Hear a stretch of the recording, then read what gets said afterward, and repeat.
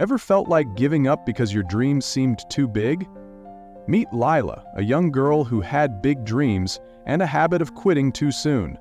But one story changed everything. In a quiet coastal village, nestled between rolling hills and the sea, lived a curious young girl named Lila. Lila was known for her bright eyes and endless questions. She loved to dream big, of becoming an inventor, building machines that could help the world, and one day exploring outer space. But Lila had one struggle that kept holding her back. She often gave up too soon. Whenever she started something new, whether it was learning how to code, building a model rocket, or creating her own invention, she would get excited at first, but then quickly stop when things got hard. Her room was full of unfinished projects, half-built robots, notebooks of ideas, and circuits left unused. Her parents encouraged her and her teachers praised her creativity, but they all noticed one thing: Lila lacked perseverance. "I guess I'm just not good enough," she would say to herself. "Maybe I'm not meant to do great things." One sunny afternoon, while walking through the village, Lila came across an old woman sitting under a banyan tree, surrounded by a group of children. The woman was telling stories with a warm, gentle voice that seemed to quiet even the wind. Lila sat down to listen. The woman introduced herself as Grandma Nira, a retired scientist who had once worked with inventors and astronauts. Lila's eyes lit up. After the story ended, she approached Grandma Nira and asked, "How did you manage to become so successful? Didn't you ever feel like giving up?" Grandma Nira smiled kindly.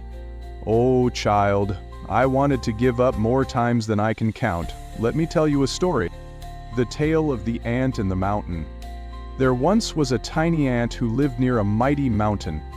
One day, a strong wind blew away the ant's food, all the way to the other side of the mountain. The mountain was enormous, and all the other ants laughed when he said he would go over it to retrieve his food. "You're just an ant," they said. "You'll never make it." But the little ant didn't listen. He started climbing. Every time he slipped, he got up and tried again. He walked a little more each day. Sometimes he got discouraged, sometimes he cried, but he kept walking. He didn't try to cross the mountain in one day. He just kept moving, step by tiny step.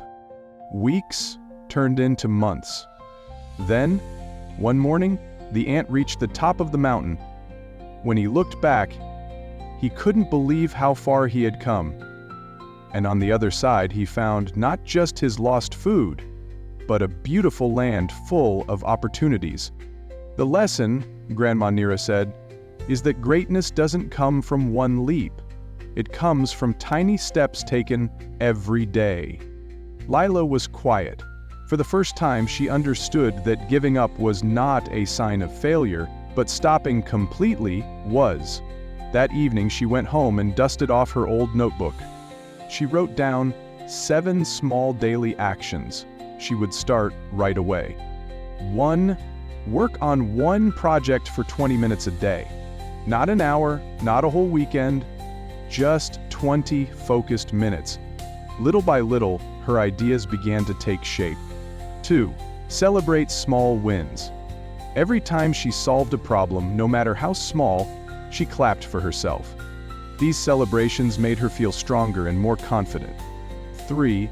Ask one new question daily. Every day she'd write a question and try to find an answer. Over time, her curiosity became her superpower.